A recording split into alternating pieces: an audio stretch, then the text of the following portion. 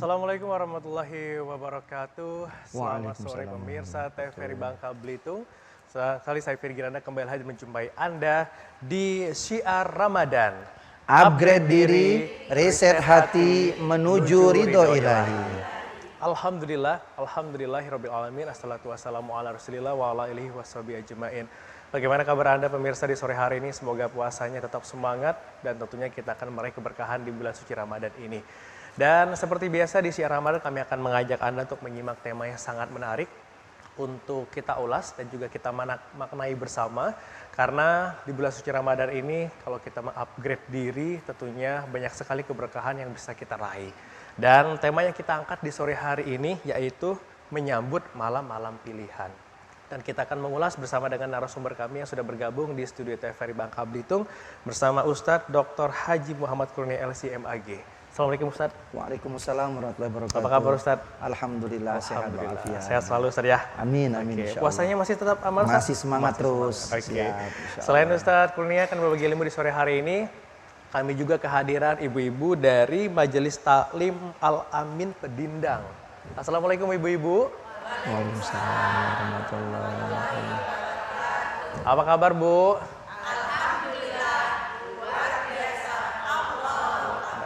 Puasanya masih kuat? Alhamdulillah. Oke.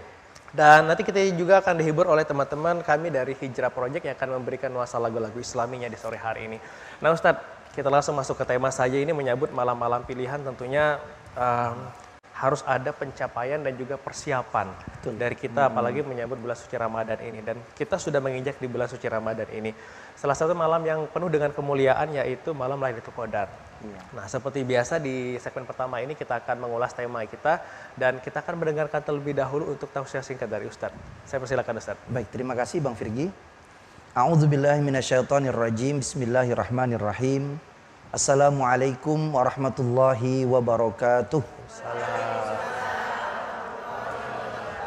Alhamdulillahirabbil alamin. Alhamdulillahilladzi ja'ala syahru Ramadan sayyidu syuhur. Unzila fihil Qur'an hudal linnasi wa bayyinatin minal huda wal furqan. Allahumma salli ala sayyidina Muhammad wa ala alihi wa ashabihi ajma'in. Subhanaka la ilma lana illa ma 'allamtana innaka antal alimul hakim. Rabbi shrahli sadri wa yassirli amri wahlul 'uqdatam min lisani yafqahu qawli. Rabbana zidna ilman nafi'a warzuqna fahma. Amin amin ya rabbal alamin. Para pemirsa TVRI Bangka Belitung dimanapun Anda berada, wabil khusus ibu-ibu dari Majelis Taklim Al-Amin Desa Pedindang Kabupaten Bangka Tengah, mudah-mudahan kita semua selalu dalam keadaan sehat walafiat. Dan sepanjang bulan Ramadan ini semoga amal-amal ibadah kita senantiasa diterima oleh Allah Subhanahu wa taala. Amin ya rabbal alamin. Para pemirsa TVRI Bangka Belitung dimanapun Anda berada, kita bersyukur selalu kepada Allah Subhanahu wa taala atas segala nikmat dan karunia yang Allah telah berikan kepada kita. Sampai hari ini kita masih dapat menikmati limpahan anugerah yang Allah beri kepada kita dengan kita masih dapat beribadah dengan khusyuk di bulan Ramadan yang penuh dengan kemuliaan ini. Mudah-mudahan setiap amal ibadah yang kita lakukan di bulan Ramadan ini menjadi tabungan amal kebaikan kita untuk kelak kita bawa tatkala kita datang menghadap Allah Subhanahu wa taala. Amin ya rabbal alamin. Salawat dan salam kita sampaikan kepada junjungan kita, kepada suri tauladan kita, kepada kekasih hati kita, yaitu baginda Nabi besar Muhammad sallallahu alaihi wasallam. Mudah-mudahan kelak di akhirat kita semua mendapatkan syafaat dari beliau dan semoga kelak kita dikumpulkan Allah Subhanahu wa taala bersama-sama dengan baginda Nabi besar Muhammad sallallahu alaihi wasallam. Amin amin ya rabbal alamin. Para pemirsa TVRI Bangka Belitung dimanapun Anda berada, berbicara tentang malam-malam pilihan di bulan Ramadan, bahwasanya kita menyadari keberadaan kita di bulan Ramadan itu laksana begitu cepat berlalu. Kadang-kadang kita merasakan di waktu sahur tiba-tiba sudah zuhur, habis zuhur tiba-tiba sudah asar, habis asar kita sudah repot menyiapkan takjil, kemudian tahu-tahu sudah azan maghrib berbuka puasa. Kemudian sholat isya, kemudian sholat tarawih, istirahat semalam, kemudian besoknya bangun sahur lagi, subhanallah. Maka hari-hari yang berlalu sepanjang bulan Ramadan, inilah hari-hari yang mulia yang Allah berikan kepada kita. Bahkan orang-orang yang sudah meninggal dunia, mereka di alam kubur umpamanya diberikan kesempatan satu kali lagi hidup di dunia ini, maka niscaya mereka akan minta dihidupkan oleh Allah pada bulan Ramadan. Nah, ini pelajaran berharga bagi kita yang masih hidup hari ini tentunya. Jangan sampai kita menyia-nyiakan setiap hari selama kita berada di bulan Ramadan. Ada satu makalah mengatakan 10 hari pertama bulan Ramadan itu Allah menurunkan rahmat. Kemudian 10 hari yang kedua bulan Ramadan itu Allah memberikan ampunan. Kemudian 10 hari terakhir di bulan Ramadan atau yang ketiga, maka disitulah ada kesempatan untuk kita dibebaskan Allah dari siksaan api neraka. Maka ini tidak ada yang keliru, melainkan yang harus kita pahami bersama bahwasannya ketentuan rahmat, ampunan dan pembebasan dari api neraka tidak terbatas hanya pada malam-malam tertentu saja, melainkan setiap malam kita berada di bulan Ramadan, semua peluang rahmat terbuka dari Allah untuk kita. Semua kesempatan mendapatkan ampunan dari Allah berhak kepada diri kita. Dan pastinya sepanjang malam di bulan Ramadan atau sepanjang hari di bulan Ramadan, kita berkesempatan juga untuk mendapatkan penyelamatan dari Allah Subhanahu wa taala dari siksaan api neraka. Maka kalau seandainya kita ingin lebih spesifik lagi, kapan malam-malam pilihan yang Allah berikan yang paling istimewa di bulan Ramadan, maka kita tahu di bulan Ramadan ada satu malam yang malam itu nilai ibadahnya lebih baik daripada 1000 bulan. Apa nama malam tersebut? Malam Lailatul Qadar. Inna anzalnahu fi Lailatul Qadr. Wa ma adraka ma Lailatul Qadr. Lailatul Qadri khairum min alfi syahr. Maka dikatakan oleh Allah, malam Lailatul Qadar disebut dengan malam kemuliaan. Sebab pada malam tersebut kita akan beramal ibadah yang mana nilai amal ibadah kita sama seperti nilai amal ibadah selama 1000 bulan. Jadi kalau kita melihat keutamaan malam yang mulia ini, 1000 bulan itu kalau kita konversikan dalam 12 bulan selama 1 tahun, maka berarti 1000 bulan itu kurang lebih sekitar 83 tahun. Maka ini menjadi jawaban. Kalau dulu umat para nabi dan rasul sebelum Nabi Muhammad, mereka umurnya panjang-panjang. Katakanlah umatnya Nabi Nuh, umur mereka itu ratusan tahun. Jadi kalau ada yang meninggal dunia zaman Nabi Nuh dulu umurnya 200 tahun, itu masih dianggap anak-anak remaja. Kenapa? Karena umur mereka panjang-panjang, subhanallah. Dengan umur yang panjang otomatis kesempatan beramal soleh jauh terbuka lebar. Lalu bagaimana timbul pertanyaan, Ustadz? Kan yang menjadi umat pertama masuk ke dalam surga umat siapa? Umat Nabi Muhammad. Lalu bagaimana mungkin kita umat Nabi Muhammad yang umur kita dijelaskan oleh Nabi, a'mari ummati baina sittin wa sab'in, kata Nabi, umur umatku itu kisaran antara 60 tahun sampai 70 tahun. Tapi nyatanya yang lebih itu banyak atau sedikit? Sedikit. Yang lebih dari 70 tahun itu sedikit. Yang banyaknya mana? Sebelum 70 tahun, subhanallah. Ya, jadi kalau kita sudah tahu umur umat Nabi Muhammad hanya kisaran 60 sampai 70 tahun, lalu bagaimana mungkin kita menjadi penghuni neraka yang paling pertama karena kesempatan beramal kita sedikit? Maka jawabannya adalah pada umat Nabi dan Rasul terdahulu, mereka tidak diberikan Allah Lailatul Qadar. Karena Lailatul Qadar hanya Allah berikan kepada umat baginda Nabi besar Muhammad Sallallahu Alaihi Wasallam. Jadi umpamanya ibu-ibu, para pemirsa TVRI Bangka Belitung yang di rumah, kita melewati bulan Ramadan ini, katakanlah usia kita sekarang 40 tahun misalnya, kita ambil pertengahan saja 40 tahun. Katakanlah kita sudah melewati puasa Ramadan ini sekitar 25 tahun.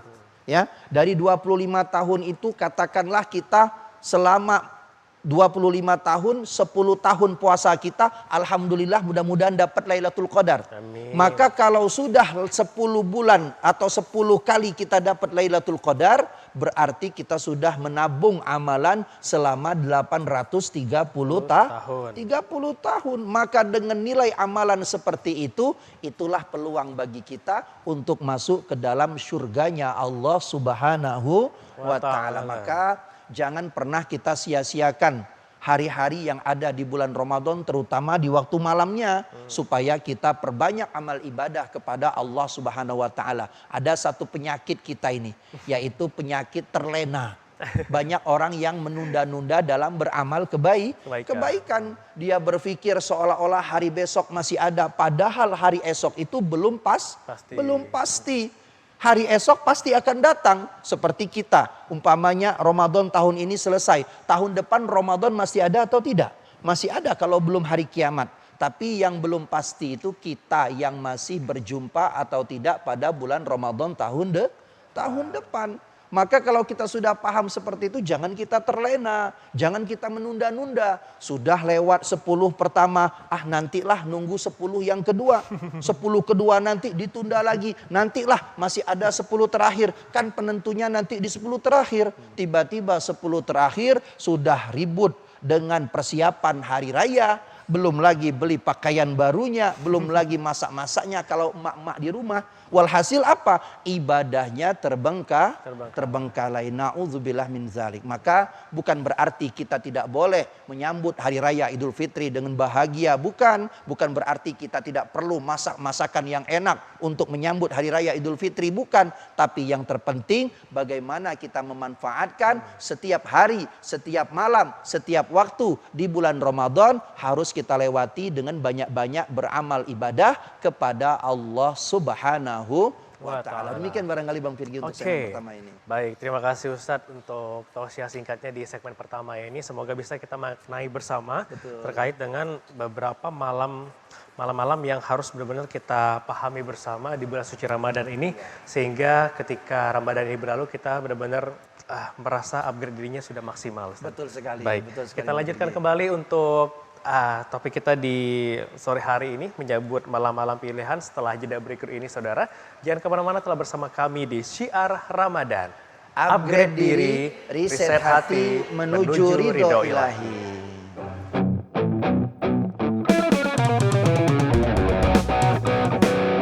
Syiar Ramadan, syiar Ramadan, marhaban ya Ramadan. Bulan suci penuh ampunan, upgrade diri, reset hati, menuju ridho ilahi. Syiar Ramadan, syiar Ramadan, marhaban ya Ramadan.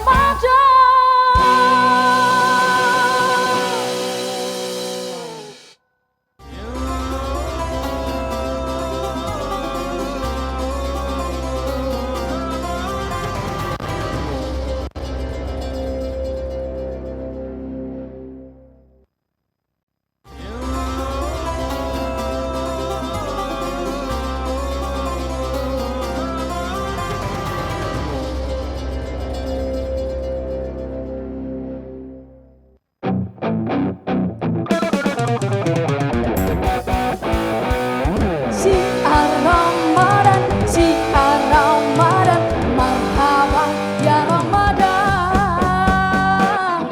Bulan suci penuh ampunan, upgrade diri, reset hati, menuju ridho ilahi. Syiar Ramadan, syiar Ramadan, marhaban ya Ramadan.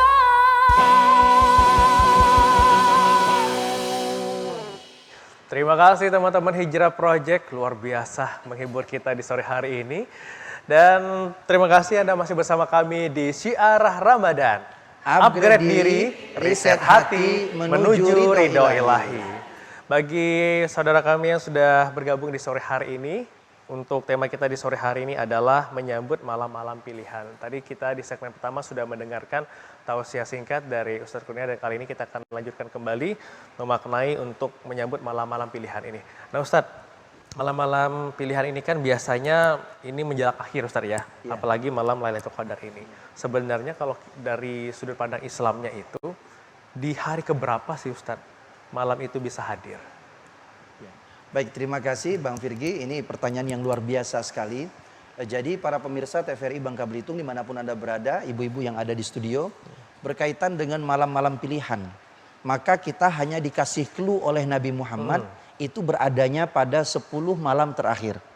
Lebih detail dan lebih spesifik lagi di malam 10 terakhir itu tepatnya di malam-malam ganjil. Malam 21, malam 23, atau malam 25, atau malam 27, atau malam ke-29. Nah, lebih detailnya lagi kapan Ustadz kira-kira pastinya waktu Lailatul Qadar itu? Wallahu a'lam. Kita tidak ada yang pernah tahu. Sebab ada hikmahnya. Apa hikmahnya? Supaya kita tidak melewatkan satu malam pun di 10 terakhir bulan Ramadan. Supaya kita semuanya menghidupi malam-malam 10 terakhir itu dengan banyak-banyak beribadah kepada Allah Subhanahu wa Ta'ala. Karena tadi kita di 10 terakhir ini sebenarnya ini penentu. Kalau kita lihat dulu Nabi Muhammad bersama para sahabat, Nabi Muhammad itu diisyaratkan kalau sudah masuk 10 terakhir bulan Ramadan, beliau meninggalkan keluarganya. Ya, bukan berarti menelantarkan, tapi beliau tinggalkan rumah beliau, kemudian beliau banyak iktikaf di masjid. Kemudian Nabi ketika 10 terakhir bulan Ramadan, Nabi kalau bahasa kita mengencangkan ikat pinggang, mengencangkan kain sarung. Supaya apa? Memang benar-benar lebih semangat untuk beribadah. Cuma yang kita lewati hari ini kan sudah jauh berbeda. Ya. Orang kita ini kan setiap Ramadan itu setiap tahun barangkali penyakitnya masih sama, ya. Semakin hari semakin maju, ya. Jadi kalau 10 pertama masih 20 sop, ya. 10 hari kedua tinggal 10 sop. Yang jadi kacau ini kalau sudah 10 hari ketiga. 10 hari ketiga ini apalagi kalau sudah malam-malam 28, malam-malam 29 itu Masya Allah. Tinggal 1 sop, ya. 1 sop itu ketika waladhdallin amin kata imam, yang terdengar hanya suara batuk. Ternyata kakek-kakek saja tinggal di masjid itu. Ya, Masya Allah. Kami dulu di Mesir, ibu-ibu, kami di Mesir dulu. Di Mesir itu punya tradisi, kalau puasa 10 pertama itu normal, masjid penuh. Ya, puasa kedua, ya, atau 10 hari kedua, itu masjid sudah mulai sesak, padat.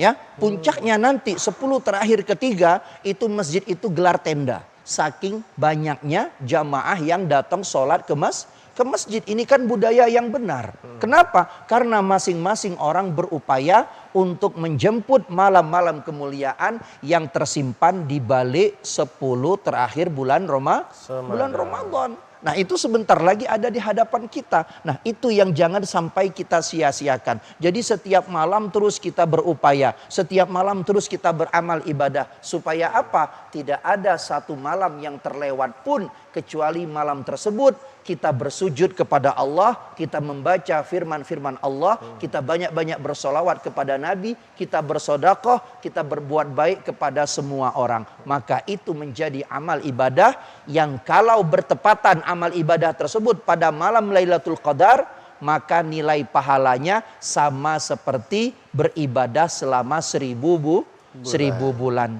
Karena kalau umpamanya kita tahu nih misalnya, oh Lailatul Qadar itu malam 25 misalnya. Saya yakin Bang Virgi, pasti malam 25 itu kira-kira masjid ramai atau sepi? Ramai. Cuma yang jadi soal kan malam 26. Ya, kenapa malam 26 sudah sepi di masjid? Ya, ujung-ujung yang ramai mana? Yang ramai tempat belanja, ya. Yang biasanya tempat belanja juga menggoda kadang-kadang. Biasanya tutup sore, kalau sudah 10 terakhir itu tutupnya kapan? Sampai jam 11 malam, ya. Akhirnya orang banyak bukan sholat tarawih ke masjid, tapi belanja. Berarti tidak boleh Ustadz, boleh, tidak dilarang belanja. Hanya saja jangan tinggalkan kesempatan untuk beribadah. Apalagi sholat tarawih. Sholat tarawih kan hanya ada di bulan Ramadan saja. Betul ibu-ibu? Betul. Ibu-ibu yang rajin, yang semangat sholat tarawih. Nanti kalau Ramadan sudah lewat, tidak boleh sholat tarawih. Ustadz, kami pokoknya senang dengan sholat tarawih itu. Terus nanti kami bulan Syawal mau tarawih lagi. Tidak boleh. Kenapa? Karena bulan Ramadan itulah hanya waktu kita untuk berkesempatan sholat tarawih. Ya, jadi kalau seandainya kita sudah tahu kapan pastinya, otomatis kita hanya mengejar pada malam tersebut saja. Benar. Dan kita melewati malam-malam yang lain. Padahal tadi kami sampaikan di segmen awal, setiap malam yang ada di bulan Ramadan, semuanya malam-malam penuh dengan keberkahan dari Allah Subhanahu wa Ta'ala. Karena hadis Nabi itu umum sifatnya. Qad ja'akum syahrul Ramadan wa huwa syahrun mubarak. Iftarada alaikumus syiyam. Kemudian Nabi katakan ketika di bulan Ramadan itu adalah bulan yang mulia karena bulan penuh berkah, diwajibkan kepada kita untuk berpuasa. Dibukakan pintu surga, ditutup rapat-rapat pintu neraka, dan dibelenggu para iblis dan setan. Itulah kemuliaan yang ada di bulan Ramadan. Maka kita sudah tahu seperti itu. Jangan lagi kita terlena. Jangan lagi kita terbuai. Boleh Ustadz, kami kalau sudah 10 terakhir itu kami mau safari Ramadan, keliling-keliling sholat tarawihnya, boleh. Ya, tapi pastikan kita keliling-keliling sholat tarawih itu untuk mencari yang khusyuk, bukan mencari yang cepat. Ya, ini biasanya saking cepatnya ketika sholat tarawih itu membludak jamaahnya.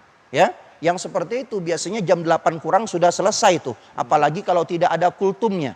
Ya, kalau tidak ada kultumnya, oh itu semangat jemaahnya. Tapi nilai dari ibadah itu esensinya adalah bagaimana kita bisa khusyuk, kita bisa memaknai setiap waktu yang Allah berikan kepada kita di bulan Ramadan. Maka ketika kita mau keliling-keliling sholat tarawih, silahkan, tidak dilarang. Tapi jangan pilih-pilih. Di masjid itu AC-nya kencang, ke sana saja. Bukan karena AC kita sholat.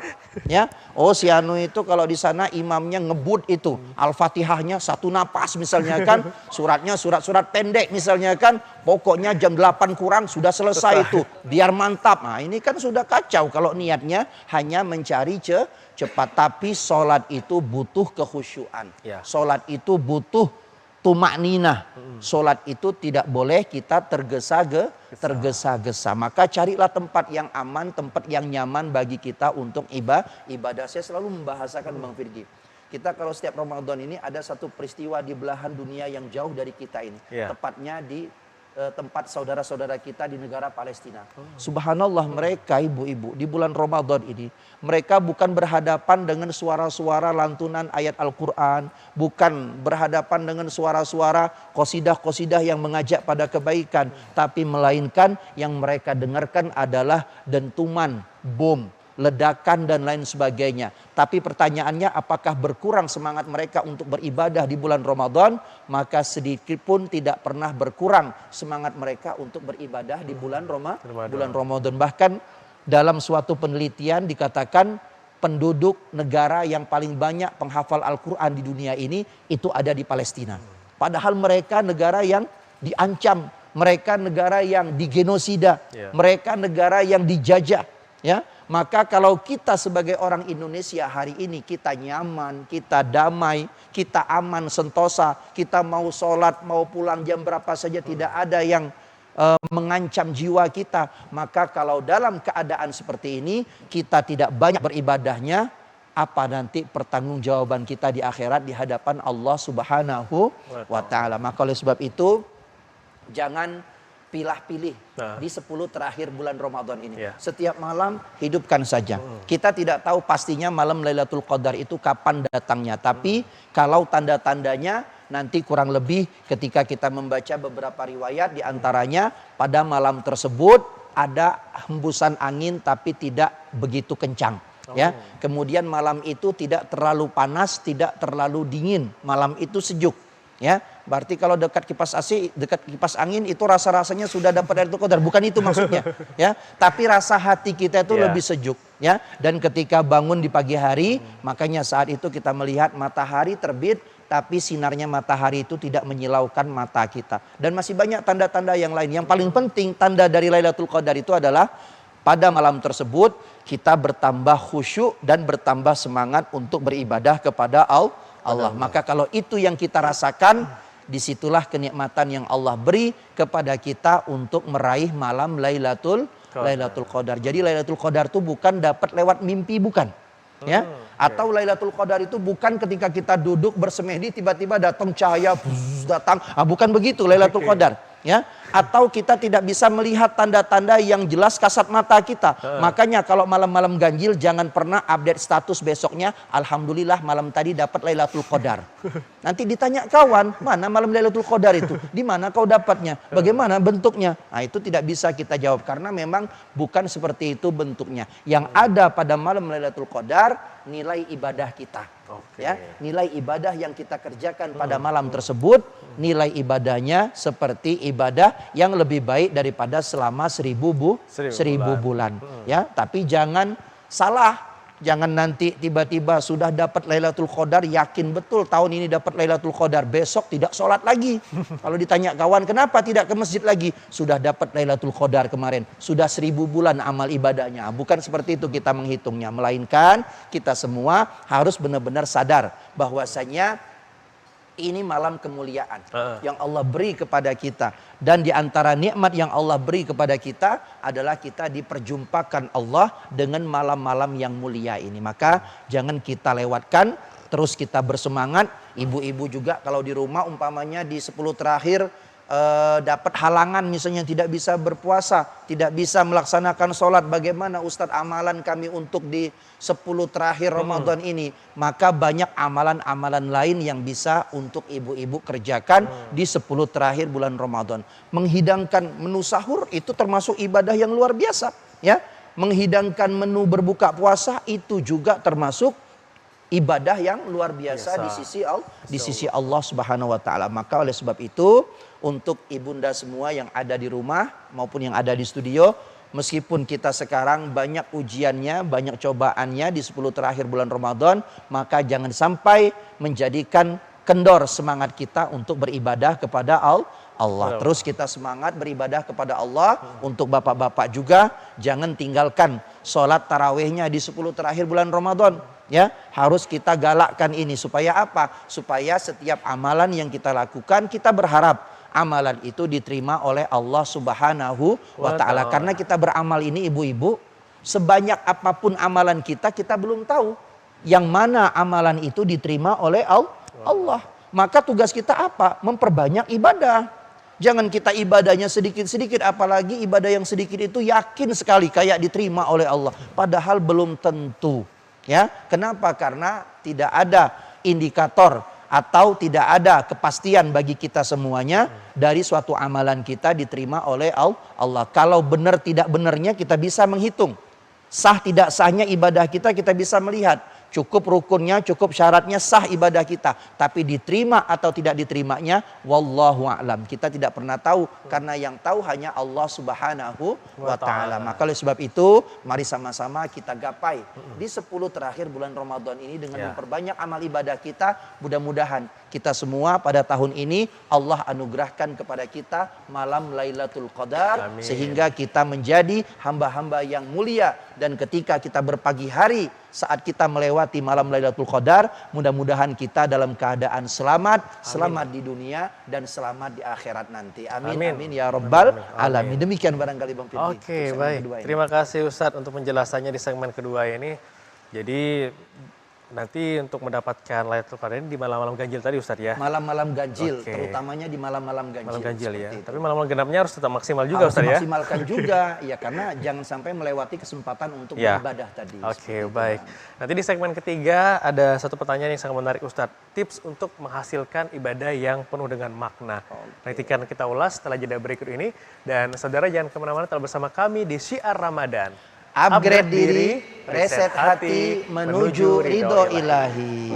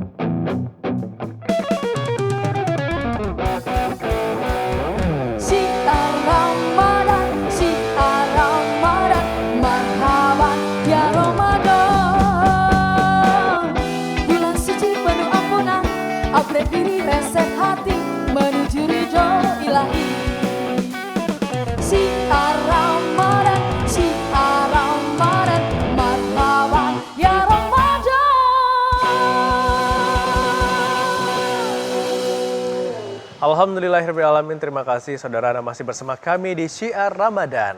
Upgrade diri, reset hati, menuju ridho ilahi. Dan kita masuk di segmen ketiga. Kali ini kita akan mengajak ibu-ibu majelis taklim yang ingin bertanya kepada Ustadz. Nanti kami persilakan. Dan sebelum melempar kepada ibu-ibu Ustadz, ini pertanyaan dari saya tadi di segmen kedua. Tips untuk menghasilkan ibadah yang berkualitas itu seperti apa Ustadz? Ya, sebenarnya tips untuk menghasilkan ibadah yang berkualitas itu adalah letaknya pada motivasi dari ibadah itu sendiri. Oke, Ya, baik. jadi kita memang perlu motivasi dalam suatu ibadah. Ya, boleh jadi kita mengetahui keutamaan dari ibadah tertentu apa misalnya. Kemudian kita, kalau saya ingin membahasakan, sangat penting untuk menciptakan satu lingkungan. Oke, Lingkungan baik. yang bersama-sama untuk saling memotivasi dalam urusan ibadah. Karena lingkungan ini menentukan di mana kita berada, nanti lingkungan itu yang mempengaruhi kita.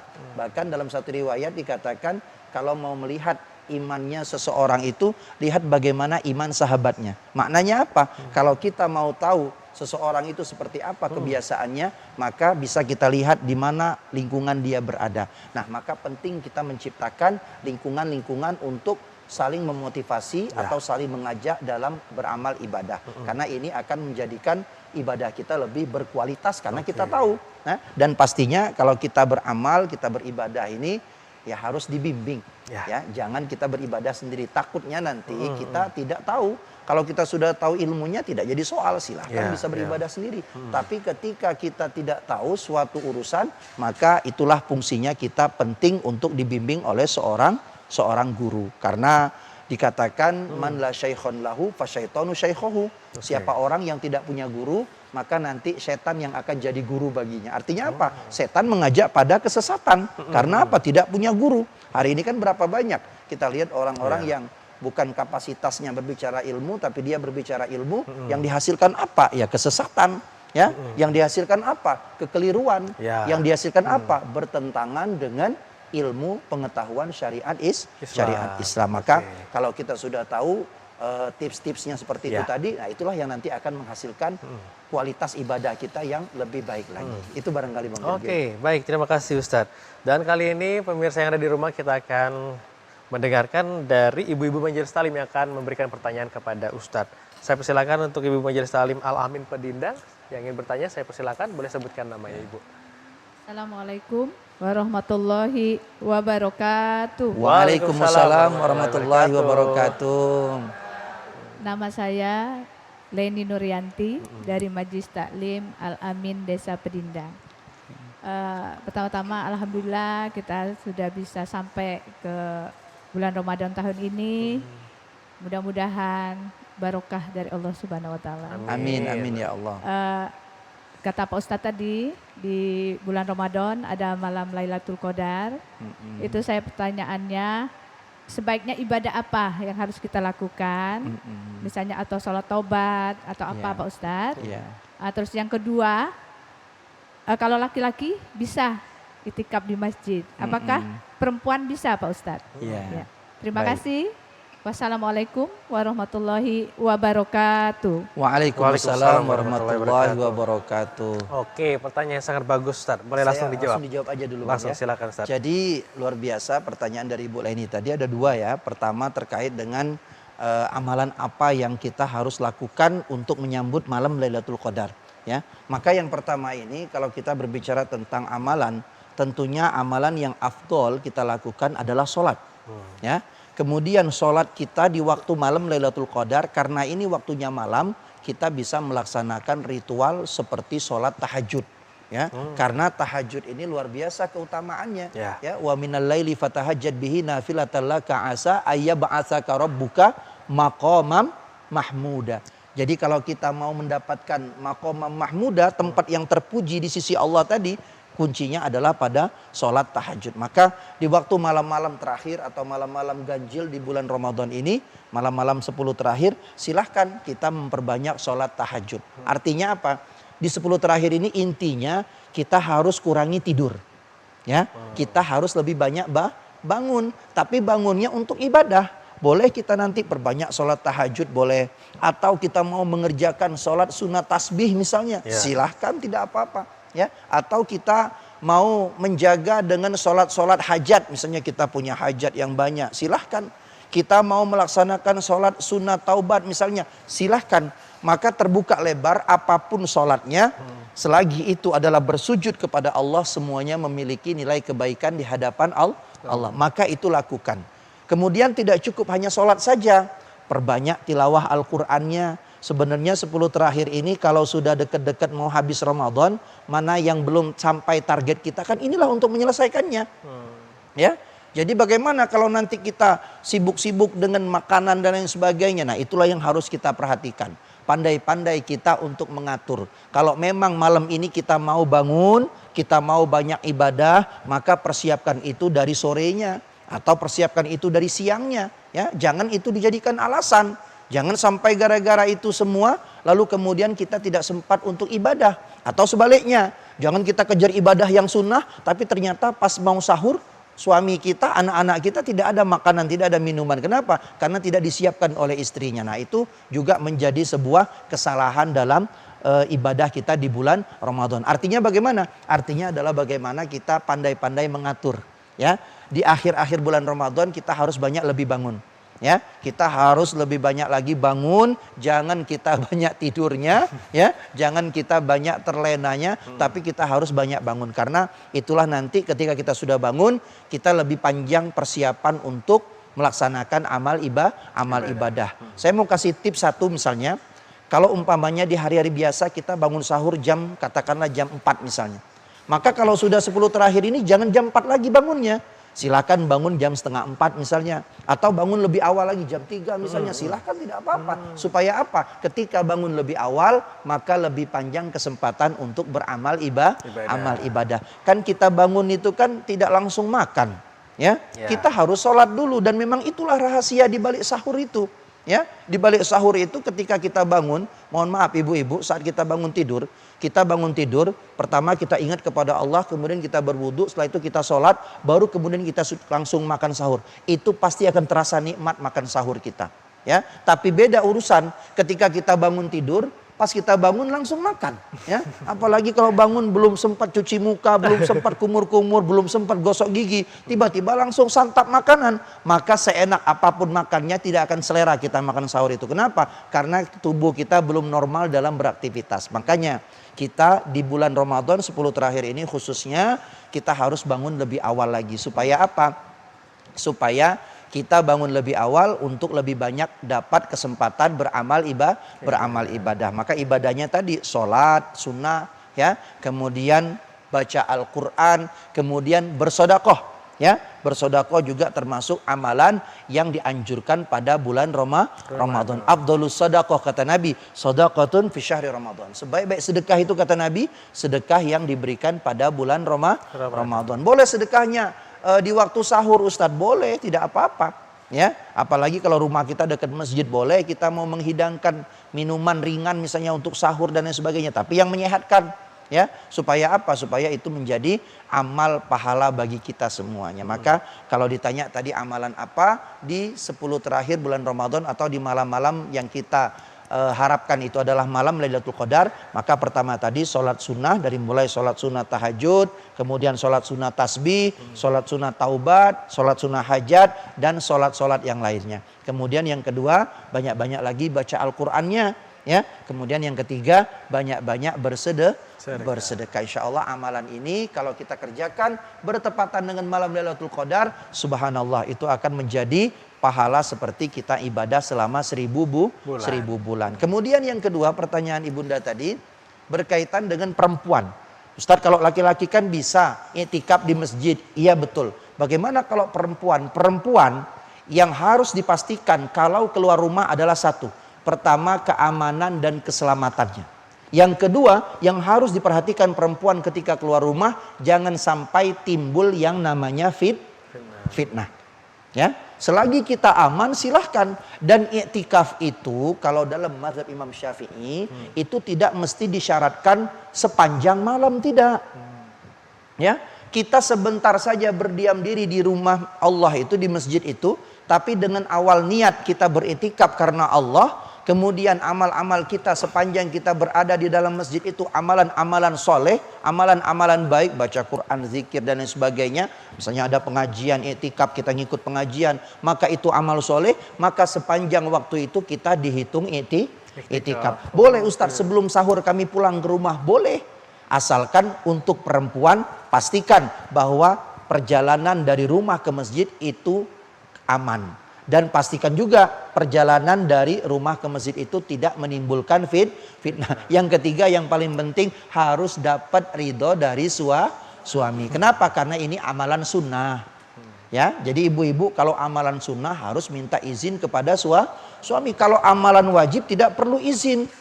Ya, tidak perlu izin kepada suami. Masa kita mau sholat 5 waktu izin dulu kepada suami? Ayang beb, saya izin sholat maghrib dulu ya. Ya. Kalau suaminya lagi megang handphone cepat dibalas. Tahu-tahu pas isya suaminya baru buka HP belum dibalas. Kita belum sholat maghrib. Ditanya kawan, kenapa belum sholat maghrib? Sudah azan isya. Masih nunggu izin dari ayang beb tadi. Nah, bukan seperti itu.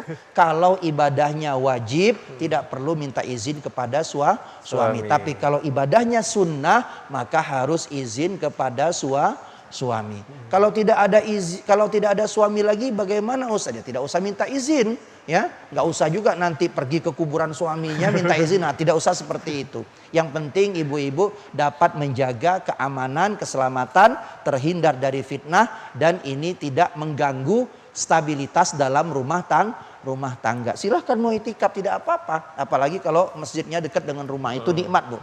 Ya, nikmat. Ustadz kami mau itikaf sekeluarga di masjid misalnya, boleh nggak? Boleh. Nanti kami sahurnya di masjid, kami bawa bekal langsung boleh? Boleh, silahkan, tidak apa-apa. Ya, asalkan ini tidak memberatkan. Ya, tidak memberatkan dan tidak merepotkan kita sendiri. Kan ibadah ini kan ibadah sunnah, ya. Tapi tetap memiliki keutamaan. Bukan berarti perempuan tidak berhak untuk iktikaf, tidak. Perempuan juga berhak untuk iktikaf, dapat pahala iktikaf, tapi dengan syarat-syarat yang tertentu tadi. Maka jangan sampai kita beramal tapi kemudian kita menyelisihi daripada syarat-syarat yang berlaku. Silahkan kalau mau iktikaf, apalagi kalau rumahnya dekat masjid, silakan. Tapi pastikan keluar masjidnya kita aman. Ya, kemudian kembalinya pun kita selamat. Kemudian yang kedua, tidak ada fitnah. Ya, jadi jangan nanti kita itikaf, tahu-tahu itikaf ada ketemu kawan misalnya lawan jenis, ngobrol sepanjang jalan untuk itikaf. Itu salah itu. Orang lihat itu malam-malam tengah buta malam ini, kenapa dia keluar sama laki-laki lain? Nah, itu kan akhirnya menimbulkan fitnah. Maka jangan seperti itu. Ya. Dan pastikan kalau punya suami harus dapat izin dari suami. Seperti itu barangkali. Baik, semoga terjawab untuk Ibu Reni tadi ya. Baik, untuk ibu yang lainnya yang ingin bertanya, saya persilakan Ibu. Oke. Assalamualaikum warahmatullahi wabarakatuh. Waalaikumsalam warahmatullahi wabarakatuh. Saya Ibu Tati dari Majelis Taklim Al-Amin Pedindang. Siap, yang mau saya tanyakan Ustadz, untuk sholat taraweh kan kita di masjid. Ya. Bagaimana dengan sholat taraweh kami perempuan ini yang sholat di rumah Ustadz? Ya. Apakah masih ada pahala sholat tarawehnya? Ya. Yang kedua, untuk baca Al-Quran, bagaimana di bulan puasa kita hanya membaca kitabnya tapi tidak dengan artinya? Seperti itu. Terima kasih. Terus satu lagi Ustadz, Ya, boleh, tadi kan Bunda. katanya bulan puasa setan diikat. Tapi kadang-kadang kok masih banyak godaan. Iya. Jadi gimana kiat kita untuk mengatasi godaan itu Ustaz? Terima kasih. Wassalamualaikum warahmatullahi wabarakatuh. Waalaikumsalam warahmatullahi wabarakatuh. Terima kasih Bu Tati. Boleh Ustaz langsung dijawab. Pertanyaan dari Bunda Tati ini langsung 3 sekaligus diborong ini ya. Jadi yang pertama tadi berkaitan dengan sholat tarawih di rumah. Jadi sholat tarawih ini sunnah. Nabi tidak sepanjang malam sholat tarawih di masjid. Ya, Nabi sholat tarawih di masjid itu hanya beberapa malam saja. Sisanya Nabi banyak sholat tarawihnya di rumah. Ketika ditanya oleh sahabat kenapa Nabi seperti itu, Nabi takut nanti memberatkan umatnya. Ya, kalau Nabi tidak keberatan, ya, tapi yang khawatirnya kita sebagai umatnya ini. Ya, makanya kalau dulu Nabi itu ketika sholat tarawih, ya, kebiasaan Nabi itu beliau sholat tarawih dengan rokaat yang panjang. Ya, artinya lama dalam satu rokaat itu karena bacaannya yang panjang. Ya, kemudian jumlah rokaatnya tidak banyak zaman Nabi dulu. Ya, kemudian ketika zaman Sayyidina Umar bin Khattab, ya, ke bawah Nah, disitulah ada perubahan. Ada yang menambahkan 2 rakaat sehingga jumlah rakaatnya lebih banyak. Ya, dari dulu hanya 8 menjadi 20 misalnya. Ya, tapi ketika rakaatnya banyak, surat yang dibaca pendek. Nah, maka kita kalau mau sholat tarawih bagaimana Ustadz? Ya sesuai dengan kemampuan kita. Kita mampu sholat yang panjang, silahkan sholat yang panjang. Bisa untuk ke masjid dengan 3 catatan tadi sama dengan iktikaf tadi. Ya, tidak ada ancaman kita keluar rumah untuk ke masjid, kemudian tidak ada fitnah, dapat izin suami, maka silahkan kita sholat tarawih di masjid. Tapi kalau tidak sholat tarawih di masjid, sholat tarawih di rumah saja sama saja, tidak ada perbedaan. Ya, tapi kami tidak tahu bagaimana nanti Bilalnya Ustadz kalau sholat sendiri, tidak usah pakai Bilal. Ya, cukup kita antara sholat tarawih dari 1 salam ke takbiratul ihram setelahnya cukup diucapkan sholawat kepada Nabi. Cukup seperti itu saja. Ya, tapi nanti kami di rumah sholat tarawihnya bagaimana Ustadz? 11 atau 23, terserah ibu-ibu yang mana. Ya, karena kita zaman sekarang ini orang-orang agak terlalu liar improvisasinya. Ya, kalau zaman dulu Nabi itu rokaatnya sedikit, bacaannya panjang. Zaman Umar bin Khattab rokaatnya banyak, bacaannya pendek. Di Indonesia ini dimix, ya, dicampur. Bagaimana? Rokaatnya sedikit, bacaannya pendek. Yang macam itu yang laris biasanya. Ya, yang ramai yang macam itu biasanya. Nah, maka kembali lagi kepada kita sesuai dengan kadar kemampuan kita. Oh, kita lihat di belakang kita jamaahnya sudah banyak yang uzur, maka jangan panjang-panjang, harus tahu diri juga jadi imam. Ya, kalau mau panjang-panjang silahkan sholat sendiri. Ya, mau sampai bengkak kakinya seperti Nabi silahkan, tidak ada larangan. Kalau sholat sendiri. Tapi kalau dalam lingkup pesantren, misalnya kami dulu di pesantren, ya, kami di pesantren itu kalau sholat tarawih itu setiap malam itu dapat 1 juz.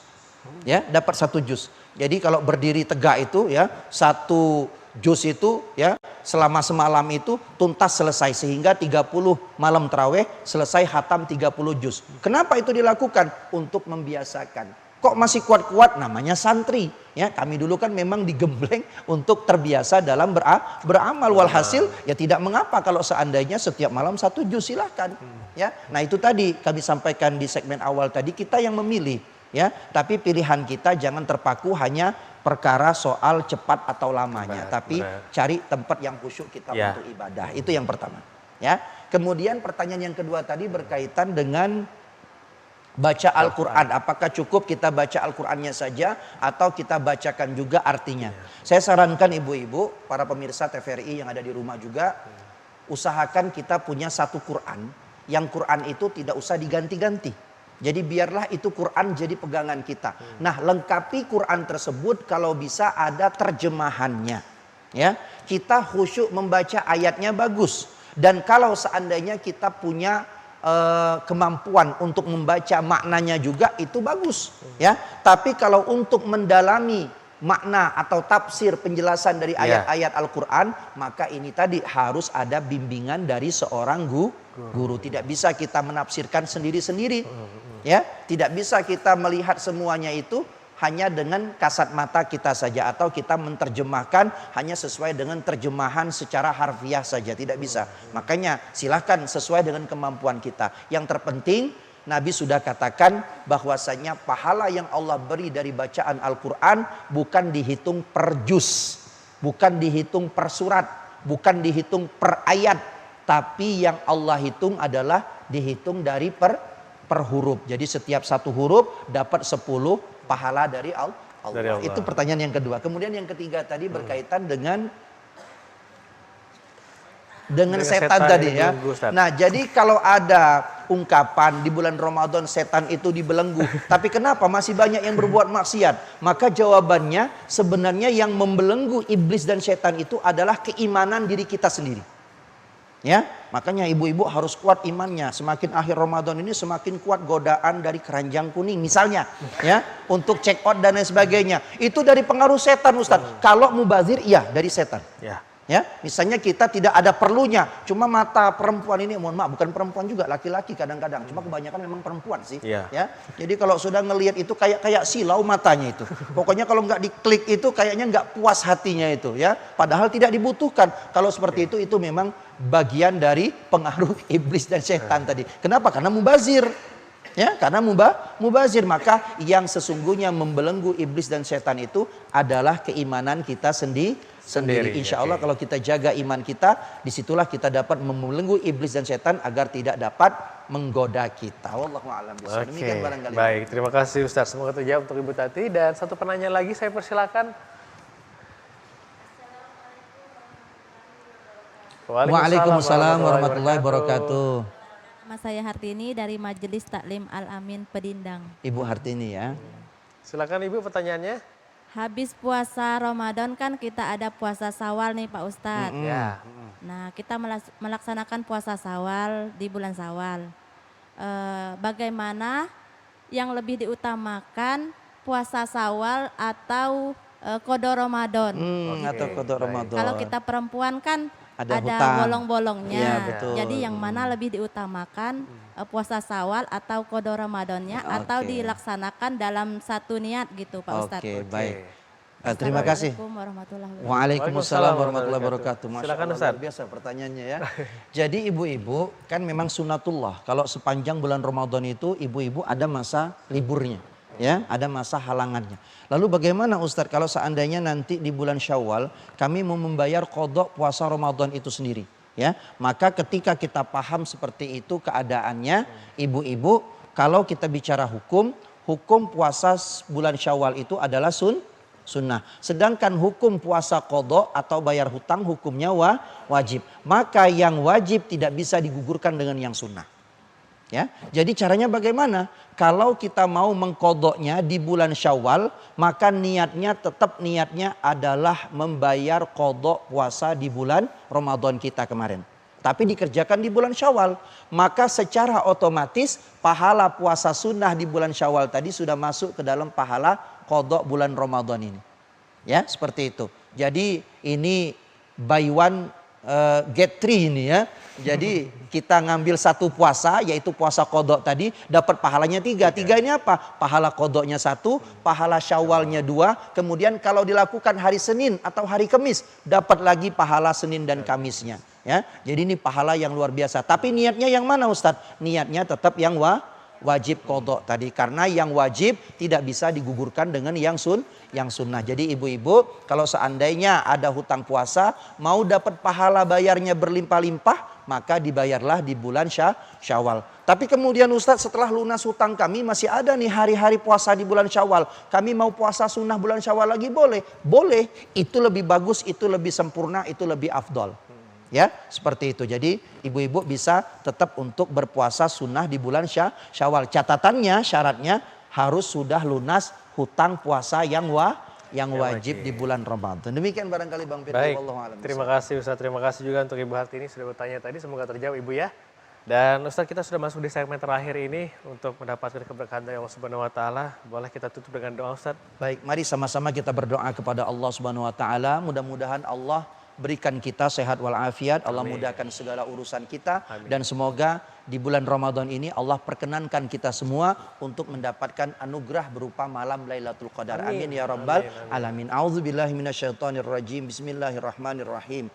Alhamdulillahirabbil alamin. Allahumma shalli wa sallim ala sayyidina Muhammadin wa ala alihi wa ashabihi ajmain. Allahumma ighfir lana dzunubana wa liwalidina warhamhum kama rabbawna shighara wa li jami'il muslimina wal muslimat wal mu'minina wal mu'minat birahmatika ya arhamar rahimin. Allahumma innaka afuwun karim tuhibbul afwa fa'fu anna wa awwalidina wa an jami'il muslimina wal muslimat wal mu'minina wal mu'minat birahmatika ya arhamar rahimin. Rabbana atina fid dunya hasanah wa fil akhirati hasanah wa qina adzabannar. Wa sallallahu ala sayyidina Muhammadin nabil ummi wa ala alihi washabihi baraka wa sallam. Subhana rabbika rabbil izzati amma yasifun wa salamun alal mursalin walhamdulillahi rabbil alamin. Taqabbalallahu minkum. Inna wa minkum taqabbal. Mudah-mudahan doa-doa kita diijabah oleh Allah Subhanahu wa taala. Amin. Terima kasih atas segala perhatian, mohon maaf atas segala kekurangan. Kepada Allah sama-sama kita mohon ampun. Hadanallahu iyyakum ajmain. Hadza wa syukran. Wallahu a'lam bishawab. Wassalamualaikum warahmatullahi wabarakatuh.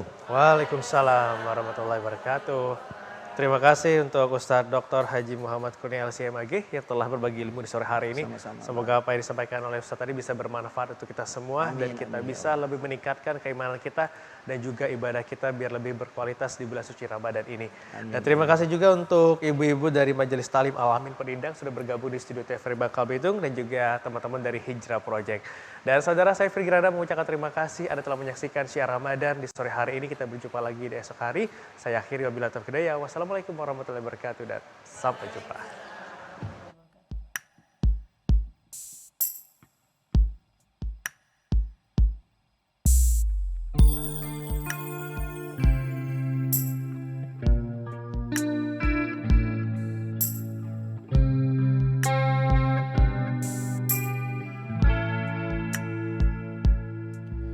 Tabu berbunyi, gemparkan alam sunyi, berkumandang suara azan, mendayu,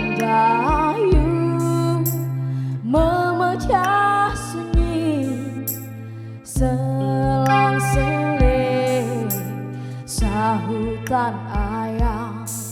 Tetapi insan, kalaupun hanya ada mata yang celik, dipejam lagi hatinya, penuh benci, berdengkurlah kembali.